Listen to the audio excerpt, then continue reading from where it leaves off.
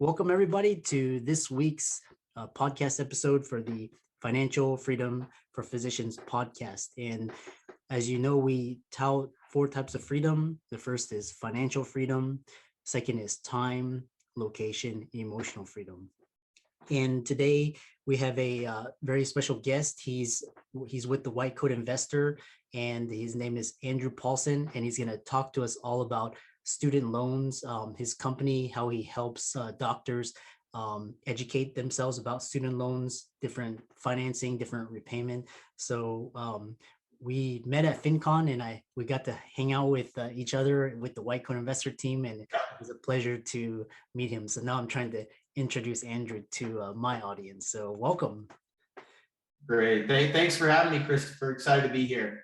Yeah. No, I was like alluded to, it's a small world. We met at FinCon, Jim was speaking, and, I learned more about your company, and I was like, oh, this is an interesting area. It's very important, especially for medical students or residents to learn about, how much student loans to take out, when it's come time to repay, the different repayment options. So this is something that's, very informative. So tell us a little bit about yourself, your company, your beginning, your affiliations with White Coat Investor, and then we'll go from there.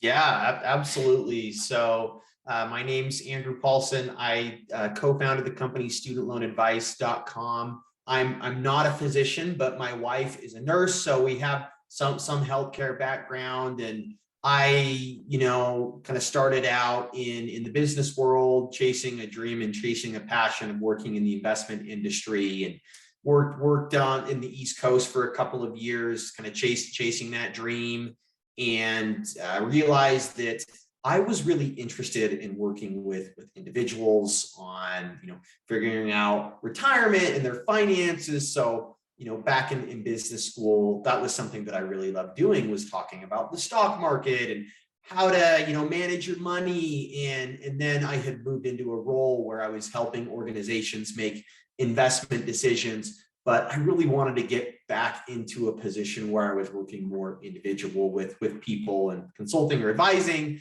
And the White Coat Investor reached out. They were looking for someone who had financial background, and understanding, somewhat in healthcare.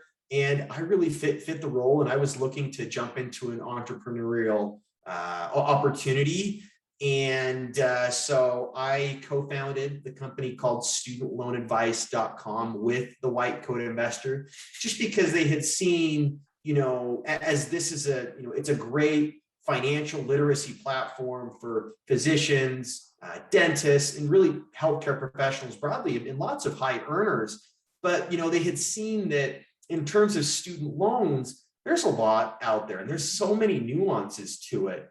And that's where the idea came up to set up this company where we do one-on-one consultations and help them manage their student loans in the most optimal way, paying them off or going for loan forgiveness, but bottom line, getting you out of debt in the most optimal way. That's so awesome, because I know, because student loans are so important, because that's how a lot of medical students,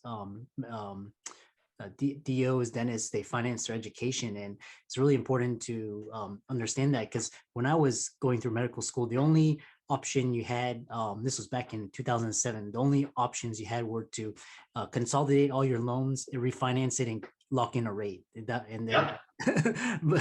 now you have income base, you have student loan forgiveness, you have all of these different vehicles. So I want to introduce, student loan advice, because I think the White Coat Investor is doing a lot of very great work in terms of financial education and information. So I'm trying to get that out to my audience as well. So broadly, you don't have to give us a lecture, but tell us more broadly about the student loan market, different options, and how studentloanadvice.com fits into the picture. Yeah, absolutely. So student loans are about a $1.6, $1.7 trillion industry. So And there's, I think it's about 40 million people right now that currently have student loans. So it's massive, and it's a massive issue out there. And so many of you out there that have gone into healthcare have large student loans.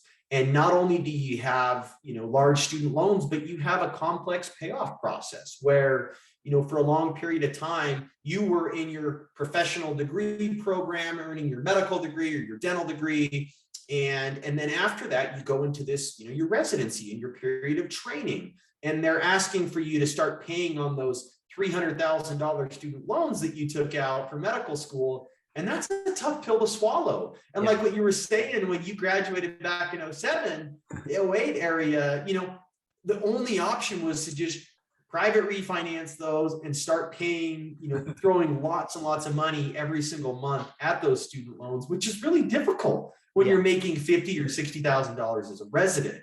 Yeah. So, one of the things that they created is these income-driven repayment programs, which help you reduce your payments, particularly while you're in your training, or even after you get out of your training, when you're kind of getting your feet under you, getting that attending job and figuring out, how to manage your student loans. And, that is often a big plus for people because, when you're making $3,000 or $4,000 a month, you can have monthly payments somewhere in the $200 to $400 range, which is a lot more affordable than like a $4,000 monthly payment.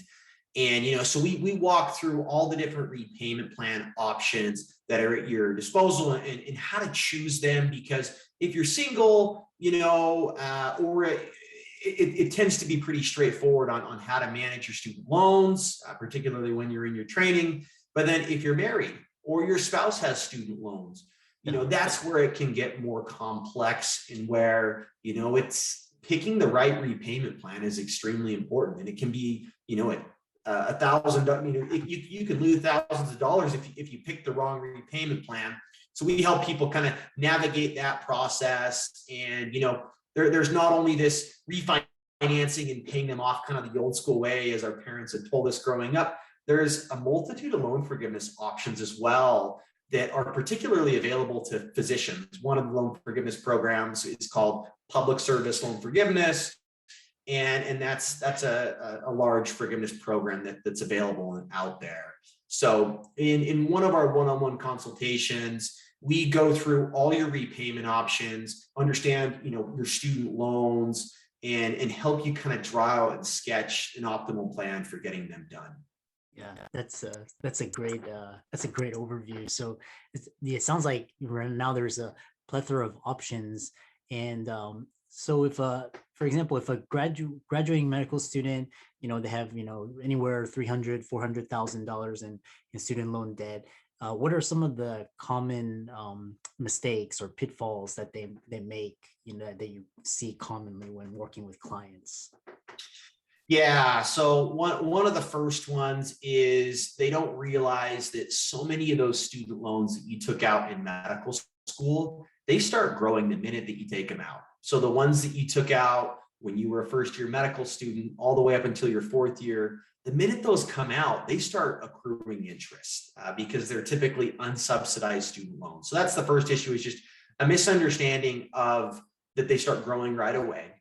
And also that, that they're growing, if you have a 7% interest on, $100,000 of student loans, well, it's growing $7,000 a year. And then I'd also say that lots of physicians, when they go into their training, they will put their loans into forbearance. So they won't make any payments. And they'll just say, when I'm done with my residency or my fellowship, that's when I'll start dealing with them and figure them out. But that's often a very, very big mistake for many, because your loans don't stop accruing interest when you go into forbearance. Forbearance is just, withholding payments for a certain period of time. But what would happen is, your loans are accruing interest and they're growing over time. And then at the end of any forbearance period, the interest will capitalize. So let's say, example, you graduate with $200,000 of a principal balance and $50,000 of interest that's accrued since you finished medical school and then went through a 3-year residency. Well, you haven't paid on your loans for 7 years, and that $50,000 actually becomes principal. So then it starts growing and accruing interest off 250,000.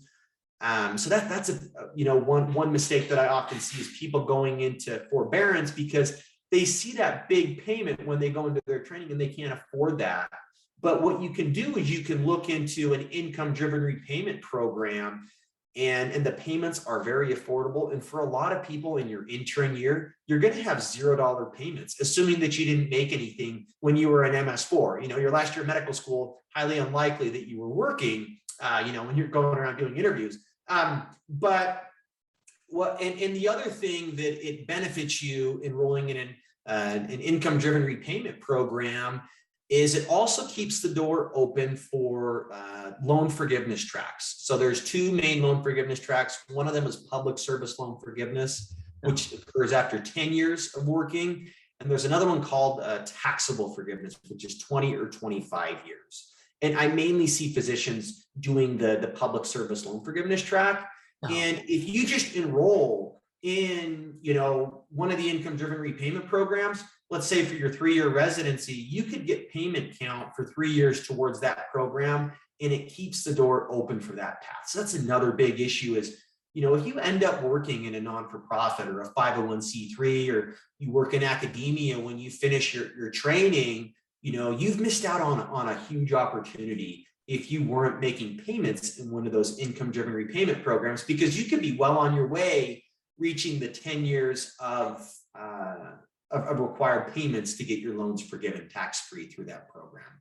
Wow. So yeah, go ahead. Yeah. And then I was just going to say the other issue that I see is people private refinancing their student loans when it's the wrong time, and people not private refinancing when it's the right time. So a little bit confusing, but but bottom line, when you're in your training, it's almost always a good idea to just keep your loans federal and, keep the door open for loan forgiveness, unless you're positive you're going to go into a private practice. That's when I think you can, yes, go ahead and private refinance your student loans.